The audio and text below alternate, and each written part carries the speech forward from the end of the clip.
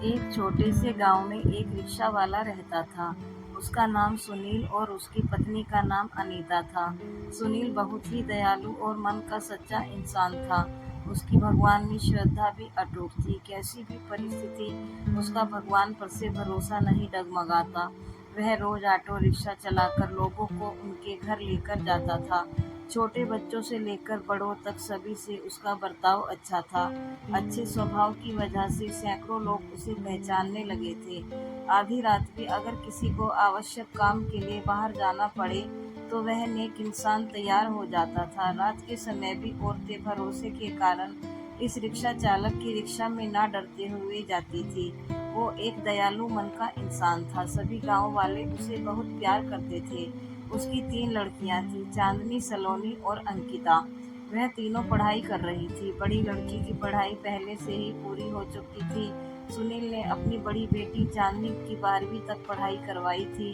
बाकी की 2 लड़कियां पढ़ाई कर रही थी। उम्र होते ही उसने अपनी बड़ी बेटी की शादी करने का निश्चय किया। भगवान ने दिया हुआ उसके पास जो भी था वो उसके लिए काफी था। रिक्शा चालक ने अपनी बड़ी बेटी की शादी एक अच्छी जॉइंट फैमिली में तय की।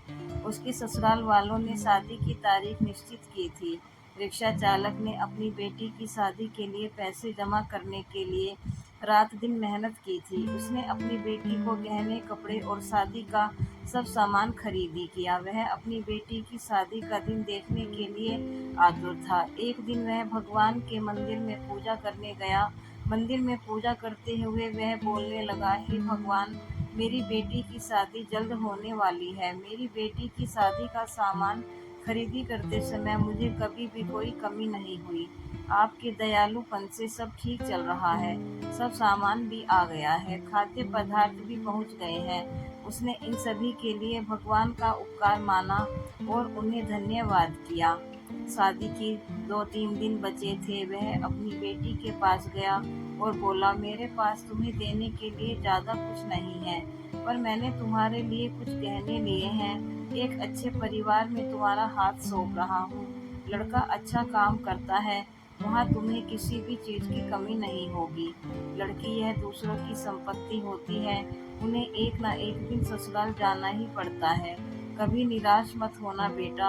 आज मैं तुम्हें यह पाठ सिखा रहा हूँ। बड़े लोगों की आज्ञा का पालन करना, अपने सास ससुर को अपने माता पिता समान समझना। मैंने तुम्हें 12वीं तक पढ़ाया है और सिलाई भी सिखाई है। ससुराल वालों ने तुम्हें कोई भी काम करने को कहा तो वह काम तुम जरूर करना। हमारी प्रतिष्ठा का ध्यान रखना। लड़की उसके अच्छे गुणों से ससुराल वालों को अपना बनाती है। तुम्हारे सास और ससुर तुम्हें ताना मार रहे होंगे तो समझ लेना कि तुम्हारे खुद के माता पिता तुम्हें बोल रहे हैं। यह सब बातें वह रिक्शा चालक अपनी बेटी को समझा रहा था। समझाते वक्त उसकी आंखों में आंसू आ गए थे। घर में शादी का वातावरण था। घर में रिश्तेदारों की धूम थी। शादी के 3 दिन बचे थे। रात में अचानक रिक्शा चालक के घर भीषण। रात को उसका पूरा घर आग की लपेट में आ गया। उसके घर में उसकी छोटी बेटी अंकिता पानी पीने के लिए उठी। उसने देखा कि आजू बाजू में सिर्फ धुआं ही धुआं है और उसने अपने माता पिता को जगाया। जागते ही सब आग लगी ऐसा कहकर चिल्लाने लगे, कोई तो हमें बचाओ। बड़ी मुश्किल से रिक्शा चालक ने पीछे की बालकनी में जाकर खंबे के सहारे से बालकनी से बाहर जाने का प्रयास किया। घर के सभी सदस्य को जैसे तैसे उसने बचा लिया, लेकिन आग में घर का सब सामान जलकर खाक हो गया। आग में शादी का सब सामान जलकर राख हो गया था। जहाँ थोड़ी देर पहले खुशियाँ थी, वहाँ का दृश्य अभी देखा नहीं जा रहा था। जिसने देखा उसकी आंखों से आंसू आने लगे। सब सोचने लगे, बेचारा अब क्या करेगा। चांदनी उसके पिता की तरफ दौड़ते हुए गई और बोली, पापा निराश मत हो, पापा थोड़ी भी चिंता मत करो। यह सब मेरे नसीब में लिखा था। बुरे वक्त में हम हार नहीं मानेंगे। मैं आपका लड़का नहीं हूँ तो क्या हुआ, आपने हमें लड़कों के जैसे ही पालन पोषण करने में कोई कसर नहीं छोड़ी। सलोनी और अंकिता वह दोनों भी उठ गई थी। वह दोनों भी अपने पिता के पास जाकर खड़ी हो गई। पापा, हम सब आपकी शक्ति हैं। हम तीनों ही आपकी बेटियां नहीं बेटे हैं। आज से हम भी आपके साथ काम करेंगे। चांदनी बोली, अगर वो लड़का मुझे सच्चा प्यार करता होगा तो यह सब देखकर भी वह शादी के लिए तैयार होगा। जो भी होगा वह मैं आनंद से स्वीकार कर लूंगी। चिंता मत कीजिए। तीनों बेटियों ने मिलकर अपने पापा को समझाया। आजू बाजू के सब लोग इकट्ठा हुए, साथ में बोल रहे थे कि ससुराल वालों को क्या जवाब दोगे। जो आया वह शोक व्यक्त करके चला जाता था। सुनील के घर के पास लोगों की भीड़ जमा हुई थी। सभी बोलने लगे कि आपने अच्छे काम करके पैसे कमाए थे। सुनील बोला, कदाचित भगवान की यही इच्छा होगी। तभी उसकी पत्नी अनीता आई और बोली कि आप बस भगवान का नाम स्मरण करते रहो। आपके भगवान ने आपको बदले में यह सब दिया है। अब इस घर में कभी भी भगवान का नाम नहीं लेना। तभी सुनील उससे बोला, तुम नसीब वाली हो जो इतनी बड़ी आग में से तुम जिंदा वापस बाहर आई। यह नियति का खेल है, भगवान को क्यों दोष देते हो। किसी आदमी ने प्रेस में यह खबर दे दी। दूसरे दिन समाचार पत्र में खबर आई कि ऑटो रिक्शा चालक सुनील के घर में आग में जलकर सब खाक हो गया।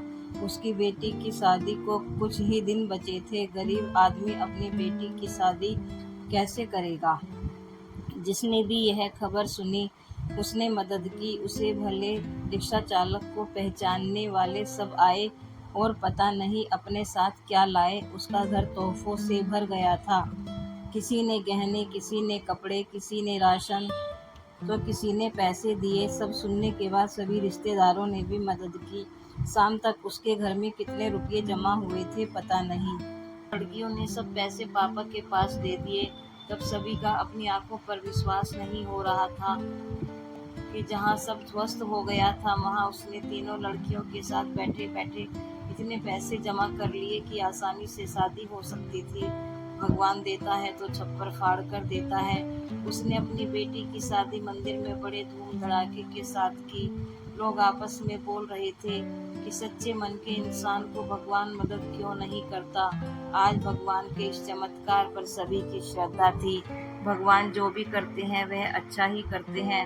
रिक्शा चालक की पत्नी बोली, मुझे माफ कर दो। गुस्से से भगवान को क्या कुछ नहीं बोल दिया।